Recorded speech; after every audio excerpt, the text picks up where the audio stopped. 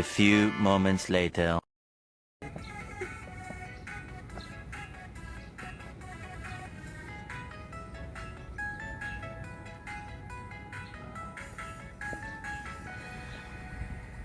Pemasaran itu penting sekali, memperkenalkan produk pada pembeli dengan strategi yang menarik agar konsumen tertarik. Produk bagus harus dipromosikan lewat iklan dan juga penawaran. Media sosial kini digunakan supaya produk makin dikenal orang. Goyang pemasaran, cara jual produk agar dikenal orang, agar banyak minat dan harganya tetap stabil dan buang rasa kecewa. Harga, kualitas dan juga promosi semua jadi strategi jika pemasaran dilakukan dengan baik. Produk kita pasti akan laris. Goyang pemasaran, cara jual produk agar dikenal orang, agar banyak minat dan harganya tetap stabil dan buang rasa kecewa.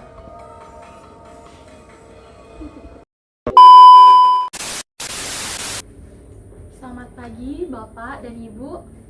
Terima kasih sudah meluangkan waktu rapat ekspansi produk minuman baru kita hari ini. Akan difokuskan pada satu poin krusial, perlunya riset pasar. Seperti yang kita tahu, Bapak Jonathan dan tim pemasaran memiliki pandangan berbeda. Mari kita mulai, Pak Jonathan, silahkan sampaikan pandangan Bapak. Terima kasih Novia. Baik, saya akan langsung.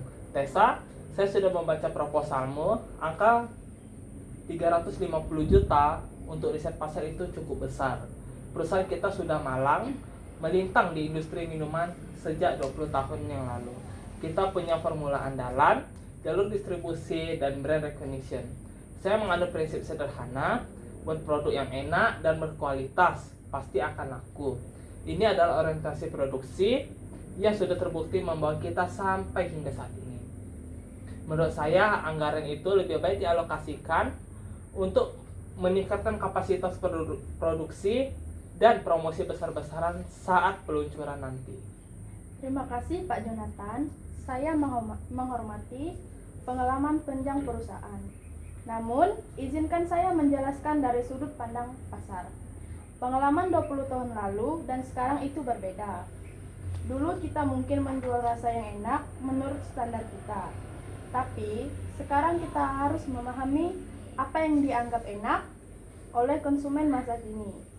Ini yang disebut orientasi pemasaran, di mana perusahaan berfokus pada kebutuhan dan keinginan pelanggan, bukan hanya pada produk yang bisa kita buat.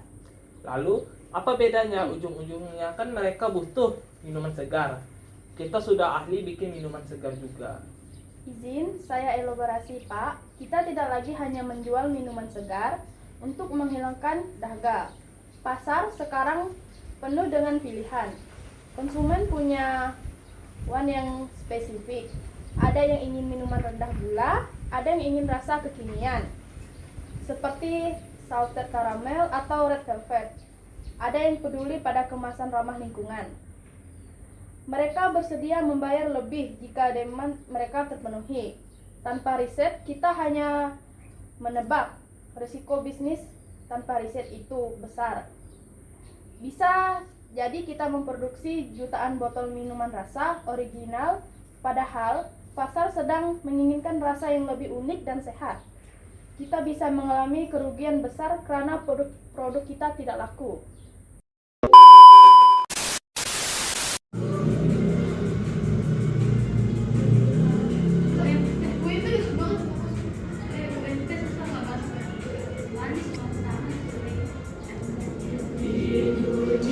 Usaha yang berkembang, produk dibuat untuk kebutuhan agar dikenal oleh masyarakat.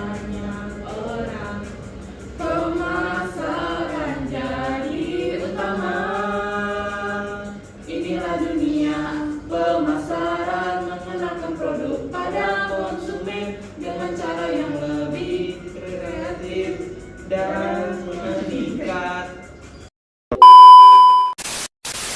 Izin menjawab, Pak, Ibu sekalian. Bu Tessa, saya tangkap maksudmu. Tapi bicara soal risiko, melontarkan uang senilai 350 juta rupiah untuk mencari tahu juga sebuah risiko. Apalagi hasil riset tidak menjamin sebuah produk pasti laku. Itu bisa jadi sebuah pemborosan.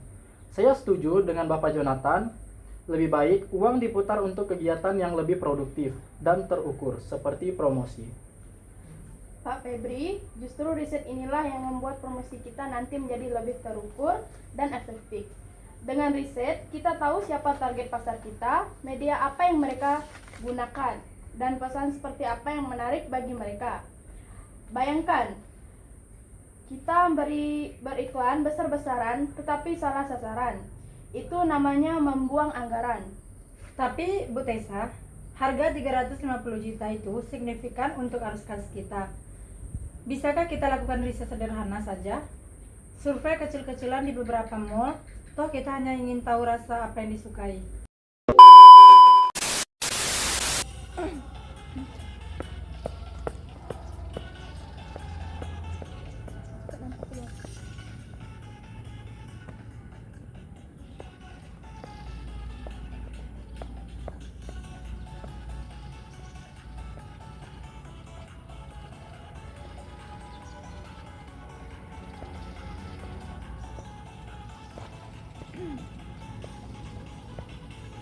Di dunia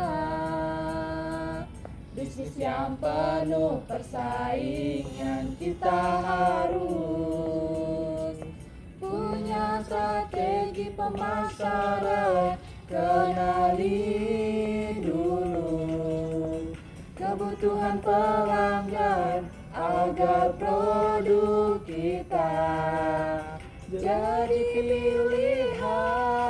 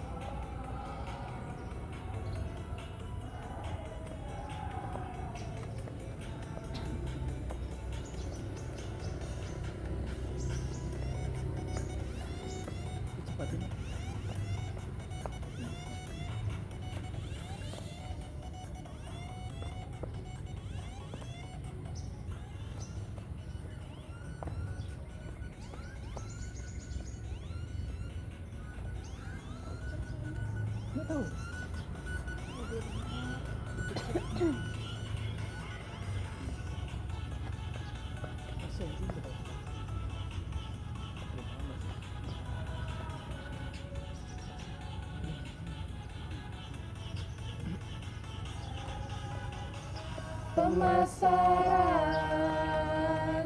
itu penting sekali agar produk dikenal lebih banyak orang dengan strategi yang tepat dan pasti. Penjual naik, sukses menghampiri. Ibu Dea, pertanyaan bagus. Tentu ada opsi riset yang lebih murah. Tapi riset yang baik itu metodologinya harus tepat. Kalau kita hanya survei di mall, sampelnya tidak mewakili seluruh target pasar kita. Kita bisa dapat data yang bias, riset pasar yang komprehensif mencakup uji rasa, sensori test, uji kemasan, packing test, uji konsep harga, dan analisis kompetitor. Semua ini untuk menjawab pertanyaan kunci. Rasa apa yang paling dicari, kemasan seperti apa yang menarik di rak, dan berapa harga maksimal yang bersedia dibayar konsumen. Saya ingin mengajak Bapak dan Ibu melihat dari kacamata konsumen. Ingat, kebutuhan dasar mereka adalah menghilangkan dahaga. Tapi keinginan mereka saat ini adalah mendapatkan minuman yang tidak hanya menyegarkan, tetapi juga menjadi bagian dari gaya hidup. Mereka mungkin menginginkan minuman dengan kemasan Instagramable atau rasa yang sedang viral. Dan permintaan adalah ketika mereka benar-benar bersedia merogoh kocek untuk membeli produk kita dengan harga yang tepat. Jika kita meluncurkan produk tanpa riset, kita seperti memanah di dalam ruangan gelap. Mungkin kena, mungkin tidak.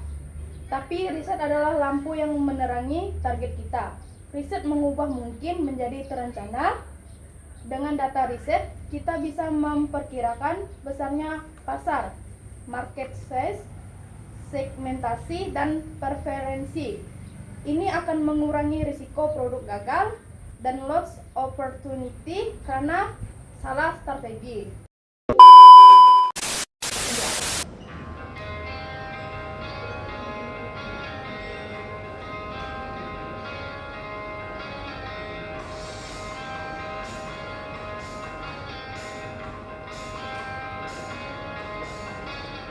Dan bila produkmu datang kembali menawarkan sedia kala tanpa tahu apa yang diinginkan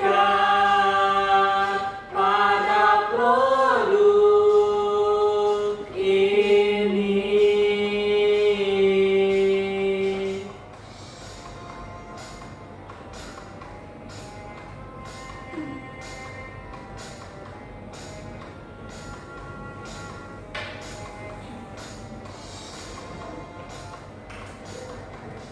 Dan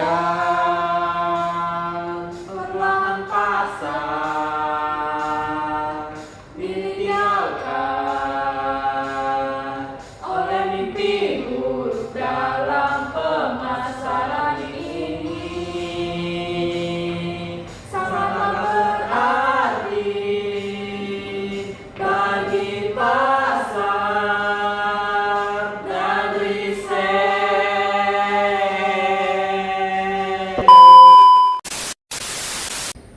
Baik, Bu Tessa, 20 tahun saya di sini, saya selalu mengandalkan insting saya.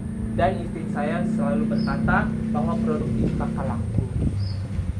Tapi, pasar memang berubah. Anak-anak saya sendiri sekarang lebih pilih minuman yang aneh-aneh, yang saya bahkan tidak tahu bagaimana rasanya.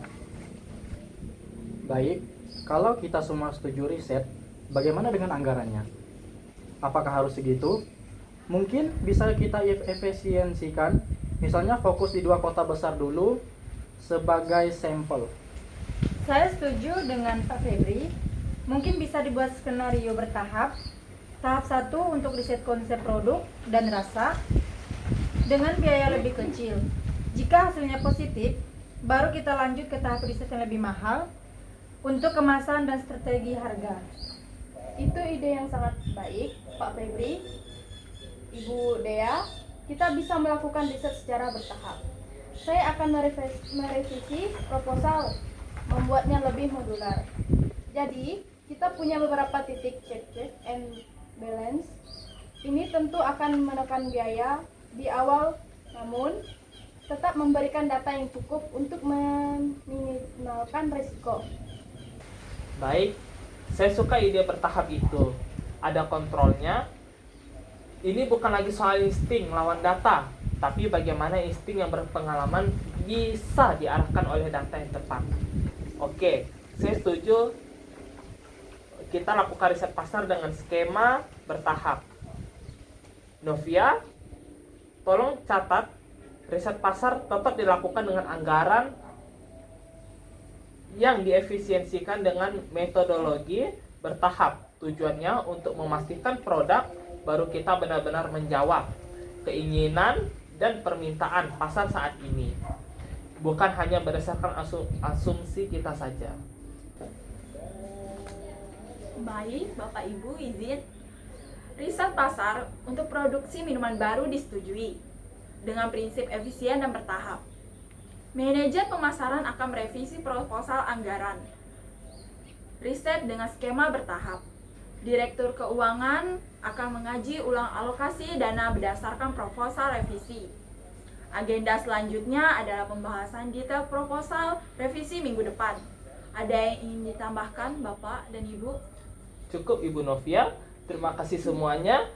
Saya tunggu revisi proposalnya minggu depan ya Ibu Tessa. Ingat, kita ingin produk ini sukses, bukan hanya sekedar laku saja. Siap Pak Jonathan, terima kasih atas kepercayaannya. Saya akan segera kerjakan. Baik, silakan berdiri. Terima kasih, rapat kita hari ini telah selesai.